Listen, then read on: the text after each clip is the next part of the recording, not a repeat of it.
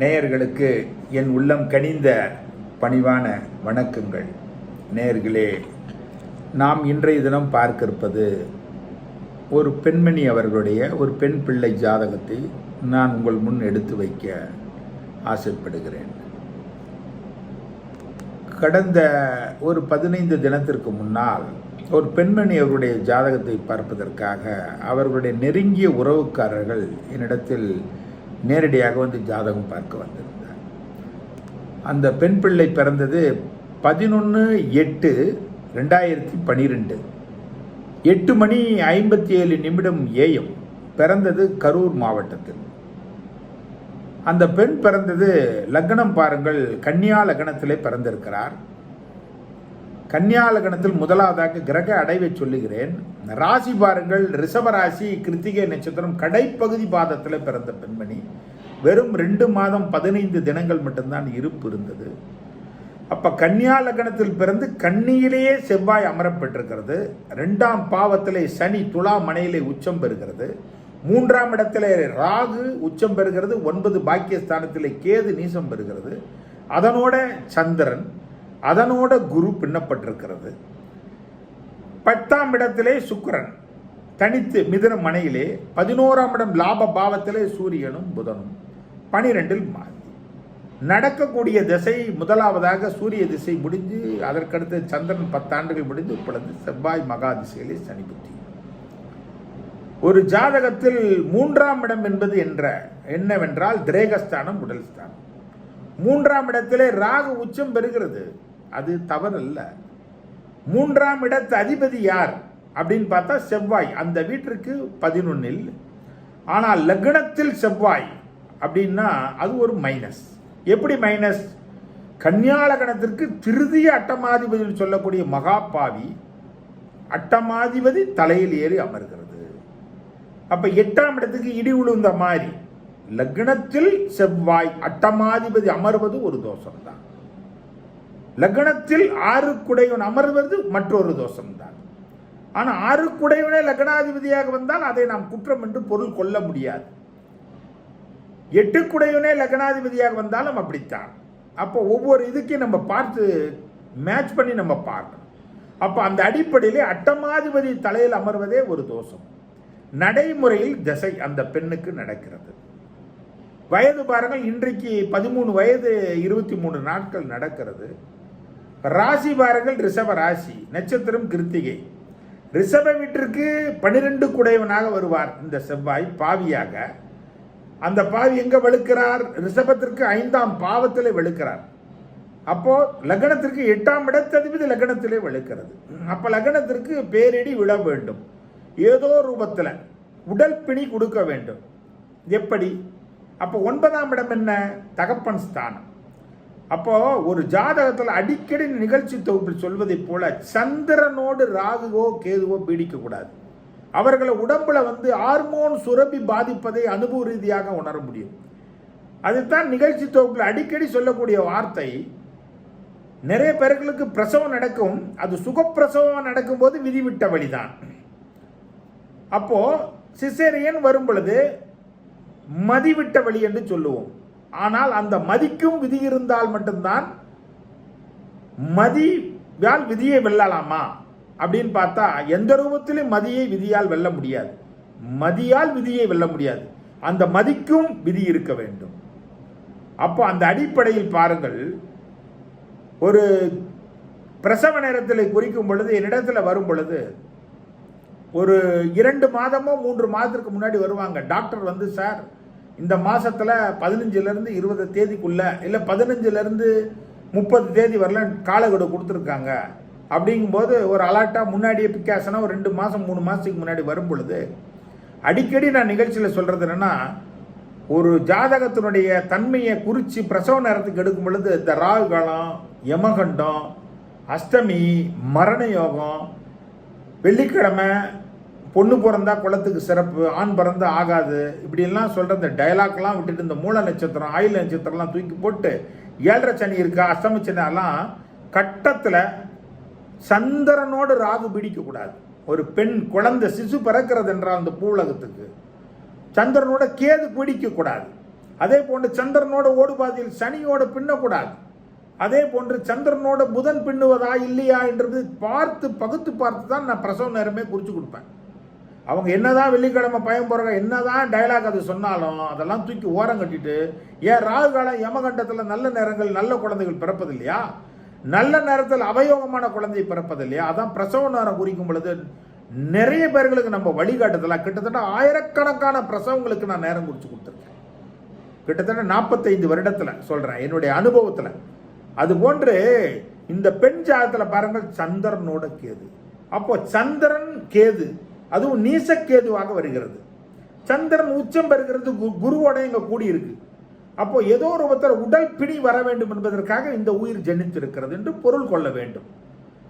ரெண்டாவது பாருங்கள், அந்த பெண்ணுக்கு பாருங்க, நல்ல அழகா ஜம்முன்னு அழகா மல்லிகைப்பூ மாதிரி இருந்த அந்த பெண், பார்ப்பதற்கு அவ்வளோ அழகான பெண். சந்திரன் கேதுவோட கூடி இருக்கிறது எப்படி இருக்கும்? அப்ப பாருங்க, சூரிய திசை 2 மாசம் 15 நாள், அதற்கு பிறகு சந்திரன் ஒரு 10 ஆண்டுகள், அப்புறம் செவ்வாய் வருது இல்லையா. அப்ப கரெக்டா செவ்வாய் திசையில கடந்த ஒரு 4-5 மாசத்துக்கு முன்னாடி பூப்படைகிறாள் அந்த பெண்ணு. அப்ப கரெக்டா 2025 3வது மாசம் சனி புத்தி என்ட்ரி ஆகுது செவ்வாய் திசையில. அப்ப பூப்படைந்த நாள்ல இருந்து இந்த பிளட் உதிரம் போறது கொஞ்சம் அதிகமா நிக்கவே இல்லை, அப்படியே கொஞ்சம் கொஞ்சமா தினமும் போயிட்டே இருக்கு. அப்ப நல்ல குண்டு அழகா புஷ்டியான திரகம் படைத்த இந்த பெண்ணு பார்த்து அப்படியே மெலிஞ்சு போயிடுறோம். மருத்துவ ரீதியாக பார்க்குறாங்க, லோக்கலில் பார்க்குறாங்க, ஒன்றும் இல்லை சார்ன்ற. அப்புறம் கோவையில் போகிறாங்க, பார்க்குறாங்க, ட்ரீட்மெண்ட் கொடுக்குறாங்க, ஒன்றும் பார்க்க முடியல. எங்களால் இது ஒரு பெக்குலரான கேஸ். அந்த பிளட்டு கொஞ்சம் கொஞ்சமாக ரிலீவ் ஆகுது. அப்படியே கொஞ்சம் கொஞ்சமாக போயிட்டே இருந்தால் மாதக்கணக்கில் போனால் அந்த குழந்தையினுடைய நிலை என்ன? அப்போ ட்ரிப்பெல்லாம் இறக்குறாங்க. அப்போ மறுபடியும் சரியாகுது, மறுபடியும் பிரச்சனை ஆகுது. இப்போது முக்கியமான ஒரு சென்னையில் வச்சு பார்க்குறாங்க. அப்போ பேக்கும்போது ஒரு இதை பெக்குலரான ஒரு கேஸு. இது லட்சத்தில் ஒருத்தர் 10 லட்சத்தில் ஒருத்தருக்கு தான் இந்த மாதிரி ஒரு பெண்களுக்கு அமையுது. இது புரியாத கிரகங்கள புதிரான இயக்கம் மாதிரி அந்த மருத்துவ ரீதியான இது, அதாவது லட்சத்தில் ஒருத்தருக்கு மட்டும்தான் இந்த மாதிரி. இதை எங்களால் மருத்துவ ரீதியாக கண்டுபிடிக்க முடியாமல் இருக்கு. அந்த மாதிரி நான் வெளிநாட்டில் இருக்கக்கூடிய, அமெரிக்காவில் இருக்கக்கூடிய மருத்துவர் அணுகிறாங்க. இது ஒரு பெக்குலியரான கேஸ். அப்போ மாசத்துல 2 முறை, மாசத்துல அதாவது மாதத்துல 1 முறை அவர் ட்ரீட்மெண்ட் பார்க்கறதுக்காக அங்கிருந்து வராரு வெளிநாட்டில இருந்து.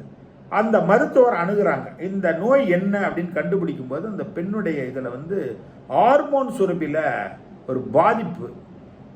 அந்த இதுக்கு என்ன பண்ணுன்னா, அந்த பிளட் கொடுத்துட்டா மட்டும் போடாது, அந்த வரக்கூடிய பிளட் கொடுக்குற எச்சலை முதல்ல நம்ம எடுத்து பரிசோதனை பண்ணி அதில் கவுண்டெல்லாம் எப்படி இருக்குன்னு பார்த்துட்டு எந்த எச்சலால் அவர்களுக்கு சிறப்பாக அந்த பிளட்டை ஏற்றுனா சரியாக வருமோ அதை பண்ணால் க்யூர் ஆகும்னு சொல்லி மருத்துவர்கள் கிட்டத்தட்ட 50 லட்சம் ரூபாய்க்கு மேலே செலவாகும்.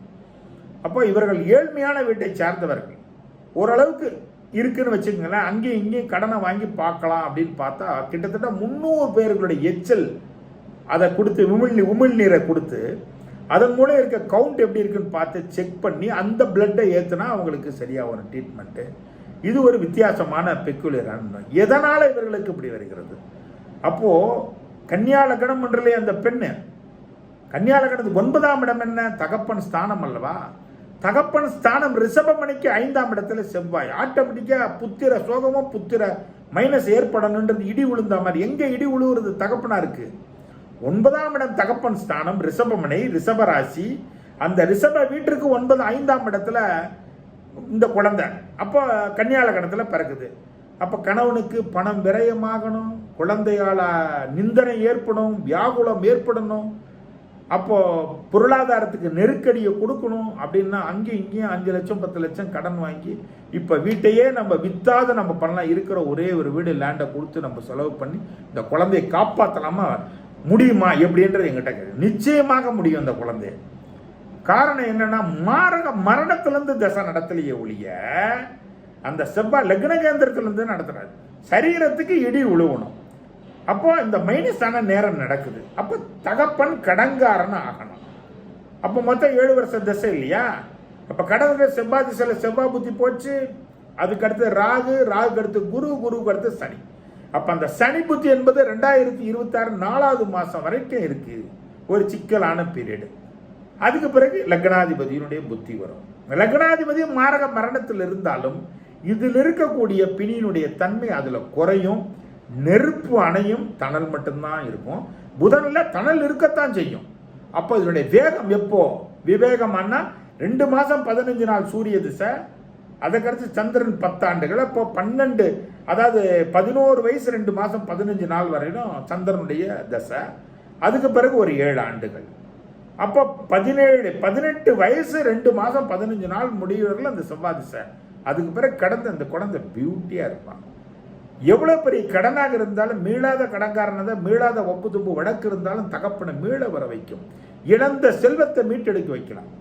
அப்போ கன்னியா லக்னத்துக்கு 3ஆம் இடம் திருதிய திரேகஸ்தானத்தில் உச்சம் பெற்ற கிரகம் ஒன்று இருக்கிறல்லவா, அந்த வீட்டிற்கு 11ல் செவ்வாய், அப்போ லக்னத்தில் தானே சரீரத்துக்கு பிரச்சனை வரணும், மருத்துவ ரீதியாக ட்ரீட்மெண்ட் நடக்கணும், தகப்பனுக்கு விரைய செலவு நடக்கணும், குடும்பத்தில் வியாகுலம் நடக்கணும். இதெல்லாம் பாருங்கள்.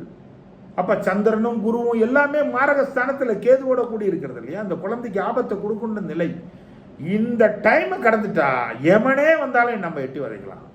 ஃபஸ்ட்டு 26/4/2026 டேட் 26, மாதம் 4வது மாதம் 2026 வருடத்தை கடந்தா ஓகே. ஏன்னா சனி மாரகத்திலே இருக்கு இல்லையா, ஆயுள் ஸ்தானாதிபதியினுடைய திசையில் ஆயுள் காரகனுடைய புத்தியில் பாதிக்குது. அந்த சனியும் பாருங்கள் செவ்வாயுடைய நட்சத்திரத்திலே, செவ்வாயும் பாருங்கள் செவ்வாயுடைய நட்சத்திரத்திலேயே, அப்போ வாரவே இல்லை பாருங்க. அப்போ இந்த காலச்சுவடை கடந்த அந்த குழந்தை ஜம்முன்னு இருக்கும்னு சொன்னேன். தாய் தகப்பன் இடத்துல இந்த சொல்லும் பொழுது எங்கள் வயிற்றுல பாலவாத்தா மாதிரி பர்னி பால்ராஜ் சார் சொல்லியிருக்கிறாரு. இதை நிச்சயமாக சொல்கிறேன்னா அந்த தாய் தகப்பன் சொல்லி என் காதுக்கு வருது. எவ்வளோ செலவு பண்ணால் நம்பிக்கையோடு பண்ணுங்க, ஆனால் நம்ம ஜெயிக்கலாம். இதுதான் சொல்யூஷன், இதுதான் ரெமெடி. இந்த ரெமெடி இங்கேயே இருக்கா, நிச்சயமாக இருக்குது. அப்போ பாருங்க, இந்த குழந்தைக்கு யூட்ரஸ் ரீதியான பிரச்சனை வருமா, 5ஆம் இடம் தானே இந்த பெண்ணுக்கு யூட்ரஸ் தனத்தை யார் பார்க்குறா, இந்த சூரியன் ஆடி மாதம் தானே பிறந்த அந்த பெண்ணு, ஆடி மாதம் சூரியன் எங்கே இருக்கும், கடகத்தில். அப்போ யூட்ரஸ் ஸ்தானம் என்பது மகரம் அடையும். மகரத்துக்கு சூரியனும் புதனும் பாருங்க, நேரடியாக அந்த யூட்ரஸ் ஸ்தானத்தை பார்க்கும்போது மைனஸ் ஏற்படுது. அதே போன்று கர்ப்பப்பை ஸ்தானத்துக்கு 11ஆம் இடம் லாபத்தில் உச்சம் பெற்ற ராகு லக்னத்துக்கு 3ல் இருக்கிறதுனால சிறப்பாக வாழக்கூடிய தன்மையும் இந்த குழந்தைக்கு உண்டு. பாருங்கள் நேயர்களே, அதனால தான் அடிக்கடி நிகழ்ச்சி தொகுப்பில் சொல்லுவது, சந்திரனோடு கேது ராகு பின்னி இருக்கக்கூடாது. நிகழ்ச்சி தொகுப்பில் சொல்வதை போல அதே போன்று ஒரு ஜாதகத்தில் சனியும் சந்திரனும் ஒன்று கூடக்கூடாது, அதே போன்று செவ்வாய் புதன் ஒன்று கூடக்கூடாது. இதெல்லாம் ஆராய்ந்து பார்த்தானா பிரசவ நேரம் குறிக்கும் பொழுது, சிசேரியன் முடிவு பண்ணும் பொழுது, இதுவும் கிரகத்தினுடைய விதிப்பெயர் தான். சிசேரியன் பண்ணி எடுக்கணும்னு அங்கே விதி இருந்தால் அப்படி தான் நடக்கும். அதனால் பிரசவ நேரம் குறிக்கும் பொழுது நேயர்களை ஒரு 2 மாதம் 3 மாதத்துக்கு முன்னாடி அலாட்டாக வந்துட்டா நம்மளால இயன்ற அமைப்பை நிச்சயமாக எத்தனையோ பேர்களுக்கு நாம் வழிகாட்டியாக இருக்கிறோம். உங்களுக்கும் நான் அப்படித்தான் இருப்பேன். மீண்டும் அடுத்த நிகழ்வில் சந்திப்போம். வாய்ப்புக்கு நன்றி கூறி விடைபெறுகிறேன். நன்றி, வணக்கம்.